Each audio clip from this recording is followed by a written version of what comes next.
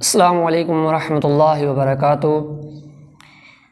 اللہ تبارک و تعالیٰ کی خاص توفیق سے دوسرے سپارے کی 2 آیات کی تلاوت سے آج کے دوسرے سپارے کے خلاصے کا ہم آغاز کر رہے ہیں۔ اللہ سے دعا ہے کہ اللہ رب العزت مجھے حق سچ بیان کرنے کی، ہم سب کو غور و فکر سے سن کر اس پر عمل کرنے کی توفیق نصیب فرمائے۔ اعوذ باللہ من الشیطان الرجیم، بسم اللہ الرحمن الرحیم۔ سیقول السفہاء من الناس ما ولاهم عن قبلتهم التي كانوا عليها قل لله المشرق والمغرب يهدي من يشاء إلى صراط مستقيم وكذلك جعلناكم أمة وسطا لتكونوا شهداء على الناس ويكون الرسول عليكم شهيدا وما جعلنا القبلة التي كنت عليها إلا لنعلم من يتبع الرسول ممن ينقلب على عقبيه وإن كانت لكبيرة إلا على الذين هدى الله وما كان الله ليضيع إيمانكم إن الله بالناس لرؤوف رحيم۔ السلام علیکم ورحمۃ اللہ وبرکاتہ۔ دوسرے سپارے کا آغاز، اس میں اللہ تبارک و تعالیٰ نے قبلے کی تبدیلی کا ذکر فرمایا ہے کہ جب اللہ رب العزت نے مسلمانوں پر نماز کو فرض کیا تو ابتدائی طور پر مسلمان بیت المقدس کی طرف منہ کر کے نماز ادا کیا کرتے تھے، لیکن نبی کریم صلی اللہ علیہ وسلم کی یہ دلی تمنا اور خواہش اور آرزو تھی کہ اللہ رب العزت قبلے کو تبدیل فرما دیں اور بیت المقدس کے بجائے بیت الحرم کو، بیت اللہ کو قبلہ بنا دیں، اور اس آرزو کو پورا کرنے کے لیے نبی کریم صلی اللہ علیہ وسلم اپنے چہرے مبارک کو بار بار آسمان کی طرف اٹھایا کرتے تھے۔ تو اللہ رب العزت نے نبی کریم صلی اللہ علیہ وسلم کے اس چہرے مبارک کے اٹھ جانے کی قدر کی اور قبلے کو اللہ رب العزت نے تبدیل کر کے بیت المقدس کے بجائے بیت اللہ بیت الحرم کو قبلہ بنا دیا۔ اب اسی کی طرف لوگ منہ کر کے نماز کو ادا کرتے ہیں۔ تو جس وقت اللہ رب العزت نے قبلے کو تبدیل فرمایا تو کچھ بے عقل قسم کے لوگ، خواہ مخواہ کی جو تنقید کرنے والے، اعتراض کرنے والے، انہوں نے اس وقت میں اعتراض کیا، کہنے لگے کہ آج قبلہ تبدیل ہوا ہے، کل مذہب بھی تبدیل ہو سکتا ہے، وغیرہ وغیرہ مختلف قسم کے طعنے دینے لگے۔ تو اللہ رب العزت فرماتے ہیں کہ قبلے کی تبدیلی کا بنیادی مقصد تو یہ ہے کہ اللہ رب العزت تمہارا امتحان لے رہے ہیں کہ کون ہے جو رسول اللہ صلی اللہ علیہ وسلم کی فرما برداری کرے گا اور کون ہے جو اپنے قدموں کے پیچھے چلے گا، اپنی خواہشات کے پیچھے چلے گا۔ اور پھر اللہ فرماتے ہیں کہ مشرق و مغرب اللہ کے لیے ہیں اور وہ جس کو چاہتا ہے صراط مستقیم پر چلا دیتا ہے۔ اور اس بارے میں اللہ رب العزت نے اس بات کا بھی ذکر کیا کہ اہل علم کے جو پختہ علم والے لوگ ہیں وہ اللہ کے رسول صلی اللہ علیہ وسلم کو اس طرح جانتے ہیں جیسے کہ وہ اپنے سگے بیٹوں کو جانتے ہیں۔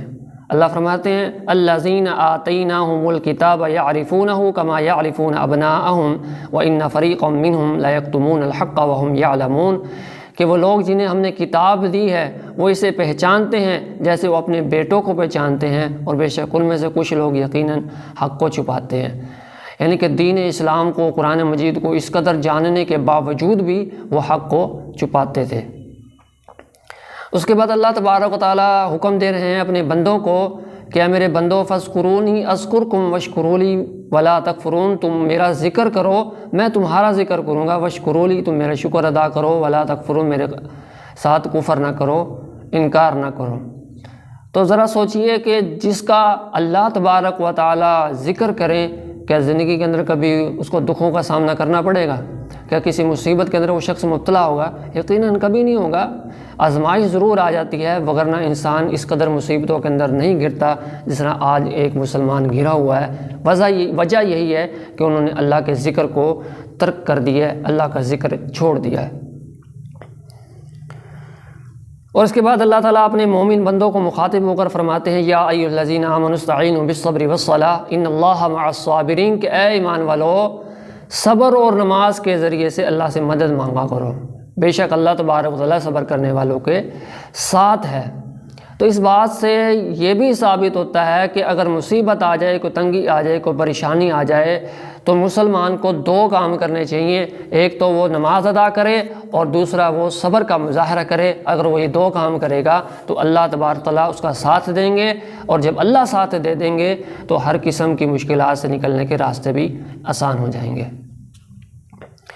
اس کے بعد اللہ تعالیٰ نے بتایا کہ صفا اور مروہ یہ اللہ تبارک و تعالیٰ کی نشانیوں میں سے ہے، تو بس جو کوئی بھی حج کے لیے جائے یا عمرے کے لیے جائے وہ صفا مروہ کی سعی کرے۔ اس کے بعد اللہ تعالیٰ نے ان لوگوں کا ذکر کیا ہے جو کہ اللہ کے احکامات اور اس کی آیات کو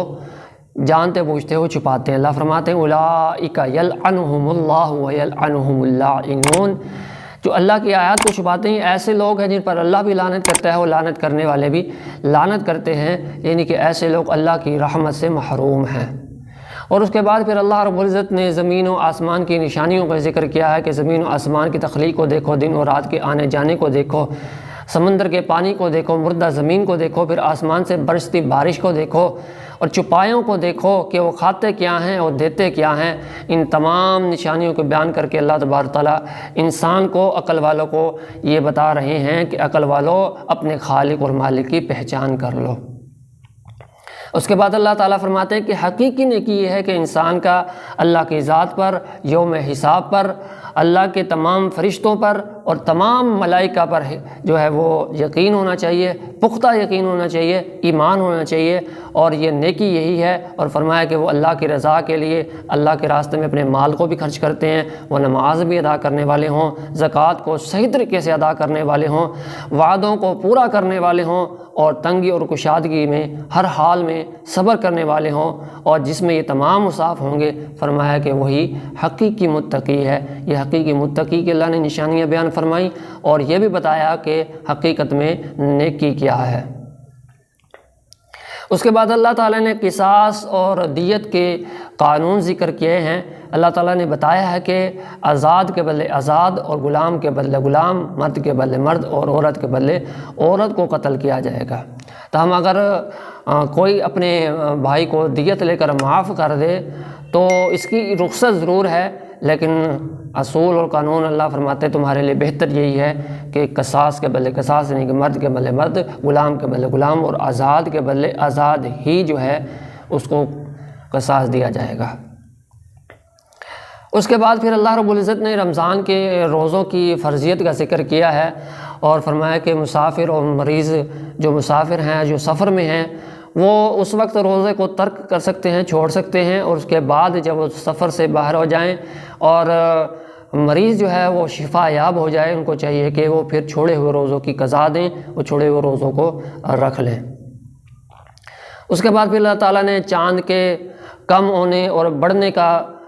اس کی غرض و غایت بیان فرمائی ہے کہ یہ چاند کا کم ہونا بڑھنا، اس کا مقصد کیا ہے کہ اس کے ذریعے سے اوقات اور حج کے ایام کا تعین ہوتا ہے۔ اور پھر اس کے بعد اللہ رب العزت نے دوسرے سپارے کے اندر حج کے آداب کا ذکر کیا ہے کہ حج میں بے حیائی والے کام نہیں کرنے، خصوصی طور پر لڑائی جھگڑے نہیں کرنے، اور اس طرح کی کوئی بری بات اپنی زبان سے نہیں نکالنی، اور فرمایا کہ جب حج کے لیے جاؤ تو زاد راہ لے کر جاؤ، سفر کے لیے سامان لے کر جاؤ، اور ساتھ میں یہ بھی فرما دیا فإن خیر الزاد التقویٰ، کہ بہترین زاد راہ جو ہے وہ حج کے لیے یا عمرے والے کے لیے وہ بہترین زاد راہ خصوصی طور پر وہ تقویٰ ہے، اللہ کا ڈر اور خوف اور پرہیزگاری ہے۔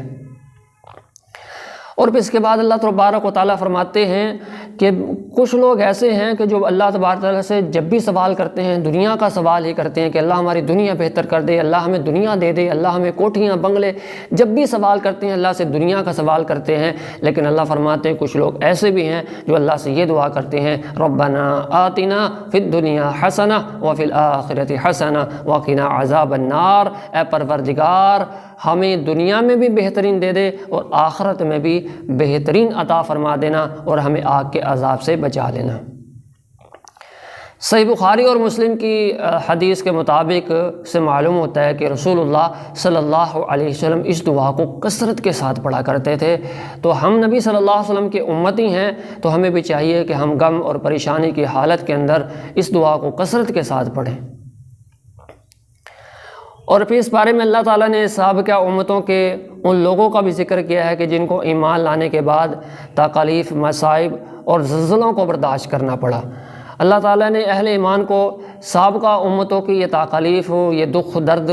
اس لیے بیان کیے ہیں کہ تاکہ ان کے دلوں کے اندر یہ بات راسخ ہو جائے کہ جنت میں جانا کوئی آسان بات نہیں ہے، جنت ایسے نہیں مل جاتی، بلکہ اس کے لیے تکالیف اور آزمائشوں کو برداشت کرنا پڑتا ہے۔ ان کے اوپر اتنی آزمائشیں آئی، مست البأساء والضراء وزلزلوا حتى يقول الرسول والذین آمنوا معه متى نصر اللہ، حتیٰ کہ وہ پکار اٹھے کہ اللہ تیری مدد کب آئے گی۔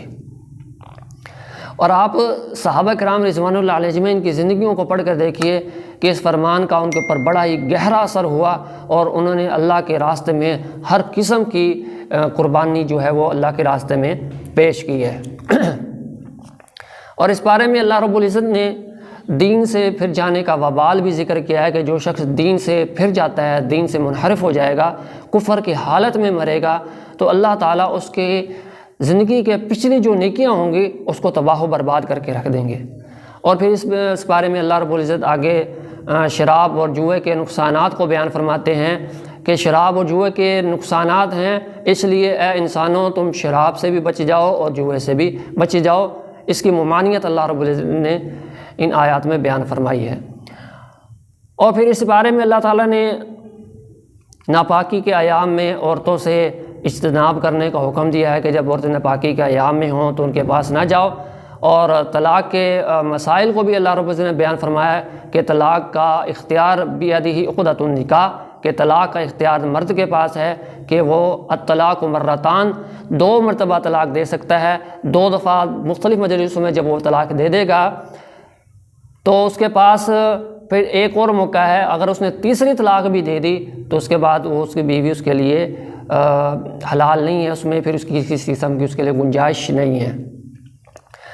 اس کے بعد اللہ نے رضاعت کی مدت کا ذکر کیا ہے کہ رضاعت کی مدت جو ہے وہ دودھ پلانے کی مدت 2 سال ہے، کہ عورت اپنے بچے کو 2 سال تک دودھ پلا سکتی ہے۔ اس کے بعد اللہ نے بیوہ کی عدت کا ذکر کیا ہے کہ جو عورت بیوہ ہو جائے تو اس کی عدت 4 مہینے اور 10 دن تک ہے، اسے چاہیے وہ 4 مہینے 10 دن اپنی عدت کو پورا کرے۔ اور پھر اس کے بعد اگر وہ کہیں اور نکاح کرنا چاہے تو اس کو اس کی مکمل اجازت ہے عدت پوری کرنے کے بعد۔ پھر اس کے بعد اللہ تبارک و تعالیٰ فرماتے ہیں حافظوا علی الصلوات والصلاۃ الوسطیٰ، کہ اپنی نمازوں کی حفاظت کرو، خصوصاً درمیانی نماز کی یعنی عصر کی نماز کی حفاظت کرو۔ یہاں پر عصر کی نماز کی خاص طور پر تلقین کی گئی ہے کہ اس کی خصوصیت کے ساتھ جو ہے تم اپنی حفاظت کرو۔ اور پھر اللہ رب العزت نے اس میں ایک بنی اسرائیل کا واقعہ بھی بیان فرمایا ہے۔ اور پھر اس کے بعد اللہ رب العزت نے جناب طالوت علیہ السلام کا واقعہ بھی بیان فرمایا کہ جناب طالوت اپنے لشکر کے ساتھ اللہ کے راستے میں جہاد کے لیے روانہ ہوئے تو راستے میں ایک نہر تھی۔ جب جناب طالوت نے اپنے ساتھ لشکریوں کو حکم دیا کہ وہ نہر سے گزرتے ہوئے صرف 1 مٹھی سے زیادہ پانی نہیں پی سکتے، ان کو چاہیے کہ وہ صرف 1 مٹھی پانی پئیں، لیکن انہوں نے پانی کے پاس جا کے، نہر کے پاس جا کے بے صبری کا مظاہرہ کیا اور انہوں نے سحر ہو کر پانی پیا۔ اور پھر جب دشمن کے ساتھ کفار کے ساتھ مدبھیڑ ہوئی تو جن لوگوں نے دل بھر کر جی بھر کر پانی پیا تھا تو وہ کفار کی قوت کو اور ان کے وسائل کو دیکھ کر حوصلہ ہار بیٹھے، جبکہ جو پختہ ایمان والے تھے جنہوں نے جناب طالوت کی بات پر عمل کیا تھا انہوں نے کہا کم من فئۃ قلیلۃ غلبت فئۃ کثیرۃ باذن اللہ واللہ مع الصابرین، کہ کتنے ہی گروہ جو تعداد میں تو تھوڑے ہوتے ہیں لیکن بہت سارے لوگوں پر اللہ کے حکم سے غالب آ جاتے ہیں، کیونکہ اللہ صبر کرنے والوں کے ساتھ ہے۔ جناب طالوت کے لشکر سے ٹکراؤ کا وقت آیا تو اہل ایمان نے اس وقت اللہ تبارک و تعالیٰ سے یہ دعا کی۔ اللہ نے اس دعا کا ذکر فرمایا ہے، ربنا افرغ علینا صبرا وثبت اقدامنا وانصرنا علی القوم الکافرین، کہ اے ہمارے رب ہم پر صبر نازل فرما اور ہمارے قدموں کو مضبوط فرما اور ہمیں کافروں پر غلبہ عطا فرما۔ اللہ تعالیٰ نے لشکر جالوت پر طالوت اور ان کی جماعت کو غالب فرما دیا، اور طالوت کے لشکر میں موجود جناب داؤد علیہ السلام نے جالوت کو قتل کیا، اور بعد اس کے داؤد علیہ السلام کو اللہ تبارک و تعالیٰ نے حکومت عطا فرما دی۔ اللہ تعالیٰ فرماتے ہیں وَلَوْلَا دَفْعُ اللَّهِ النَّاسَ بَعْضَهُمْ بِبَعْضٍ لَفَسَدَتِ الْأَرْضُ وَلَكِنَّ اللَّهَ ذُو فَضْلٍ عَلَى الْعَالَمِينَ، کہ اگر اللہ تعالیٰ بعض ظالم اور جابر لوگوں کو اہل حق کے ذریعے سے مغلوب نہ فرمائے تو زمین پر ہر طرف فتنہ و فساد پھیل جائے گا، اور اسی وجہ سے اللہ تبارک و تعالیٰ ظالموں کو سدباب کرواتے ہیں۔